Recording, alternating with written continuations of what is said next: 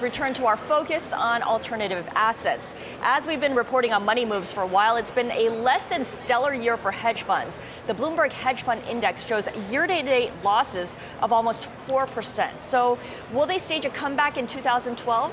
Joining us now with an outlook is Jack McDonald. He is CEO of Conifer Group, which executes trades and handles administration for more than 150 hedge funds. Kelly Bitt, the lead writer for the Bloomberg Hedge Fund Brief, is also here with me as well. Jack, let's start with you. A lot of people blame volatility for the poor performance of hedge funds. Why aren't hedge funds better able to capitalize on the volatility than traditional fund managers? Well, I wouldn't necessarily agree with that statement. I think volatility has certainly been tough, and that affects both traditional as well as alternative managers. There's also an extremely high degree of correlation, which has really plagued performance this year, where markets are moving very much in sync, and it's really been more about getting the global direction correct and doing that amidst the very volatile markets. All that said, I still think that there's a very compelling place for alternative managers. We tend to group them together in these indices, and there's a big difference between long-short equity manager performance this year, for example, versus global macro. But suffice to say, it's been a very, very challenging year, and you're correct about that. Right, challenging year for all the different strategies. How has the record volatility that we have seen reset investor expectations? Well, I happen to think that the investor expectations have actually very quietly softened a little bit since 2008. Not particularly a popular view, but I think that up until 2008, alternative managers really sung the hymn of absolute return, regardless of whether the market gyrations were up or down.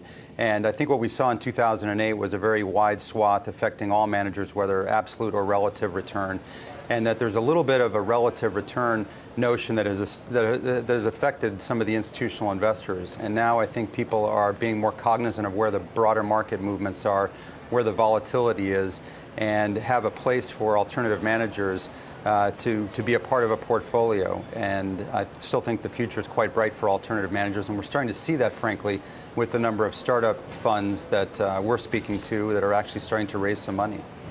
Hi, Jack. It's Kelly Bitt with Bloomberg News. I was just wondering what you've seen from hedge funds, what they're telling their investors in terms of appeasing them about how they've dealt with the volatility this year. Well, there's a lot of commentary that we're seeing when our managers are reporting to their clients, and it's always placed within the context of what the broader market is. There tends to be a longer-term view, obviously strategy dependent, but managers are being very transparent in terms of what their global views are, and really a reaffirmation of the names that are in the portfolio, a real discipline around trying to not suffer from any style drift, and taking a longer-term view with their investors. Jack, let's just get back to you with the fact that the Bloomberg Hedge Fund Index is down to almost 4% so far this year. What kind of level of redemptions are you seeing from investors? Are they bailing out more than they were, say, in years past? I think it's a very good question. I actually am positively surprised by the lack of redemptions. There certainly in the last 2 months has been a fair amount of redemption activity, but given the performance in aggregate this year relative to some of the broader indices, I would have expected a deeper redemption level. And I think it tells you a couple of things. I think it tells you that there is a broader expectation, as I mentioned earlier, of when particularly institutional investors look at their asset allocation, that there is indeed a place for absolute return strategies, and that there's a longer term view and a more, I think, dedicated view towards funding managers. The quality of the managers is better, I think, than ever before in aggregate, and so the investors know that, and they're willing to make a longer-term commitment.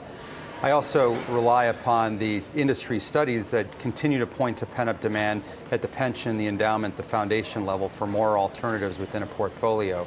And so I think those overarching themes are actually affecting the lack of redemptions that we've seen relative to what some had feared could be a pretty tough year for redemption activity. And we should really know, because most funds would call for anywhere from a 30, 45, or 60-day notice period. And so year-end redemption figures are known, and certainly at Conifer we haven't seen that bad of a level whatsoever. Okay, so that's what he says on redemptions, Kelly. You've also been tracking the closures of hedge funds, and there have been quite a few notable ones recently, right? Yes, just in this past month, it's been Hunter Global closing, Talpian, and James Caird, and that's 3 examples just within this past month. we ran our data and we found that hedge fund liquidations for this year may end up at around like the 350 level. That kind of mirrors 2010. It's way below the 2008 level, which was at least 100 more. So not as bad as some people might think, but we're going to be keeping an eye on it because there's bound to be more through the end of this year and into next year. Right, just a few more weeks for that. Jack, getting back to you, you say that you see a lot of parallels between now and 1997, and that was, of course, before the hedge fund industry really exploded. Does that mean there's more of a back to basics mentality when it comes to researching each fund and the big names running the funds? Well, I think there's certainly a lot of parallels as it relates to the due diligence process that investors are going through now, and specifically looking, I view a recipe of success to include all the above, both a pedigree or a track record that people can point to. There has to be an operational infrastructure that can withstand institutional level due diligence, and you get into the details of counterparty risk, transparency for investors, et cetera. And I think what's new as opposed to 1997 is the real need to have day one capital, and whether that comes in the form of a seed deal or whether that comes in the form of some acceleration strategic day one investors. But people are starting not with $5 or $10 million as much anymore and really feel a need to get to 100 million. Kelly, I don't know what you see in your data, but certainly from our view of the world, we're seeing more startup activity. We're talking to a couple managers who have just inked $150 million seed deals, $50 million seed deals that are coming to the market with a better business plan in place. And my sense is that they're going to be successful over time.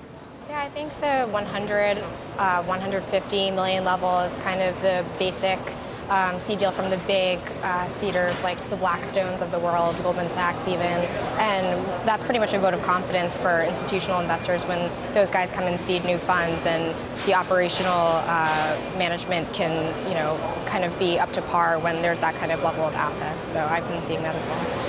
Gotcha.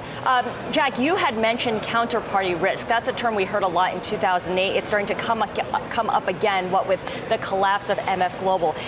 Is that something that you're seeing a lot more of it to the extent that it's slowing down activities?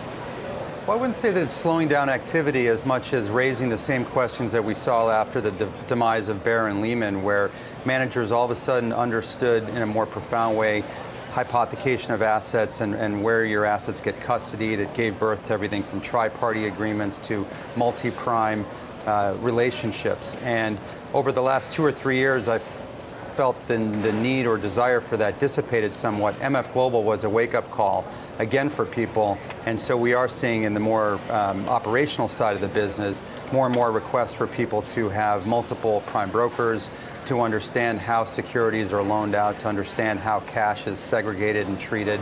And right. So both the managers are asking more questions today about who their counterparties are, and we're certainly seeing it from the institutional investors who come in to do due diligence. All right, thank you so much. Jack McDonald, the CEO of Conifer Group, and also Kelly Bitt, the lead writer for the Bloomberg Hedge Fund Brief.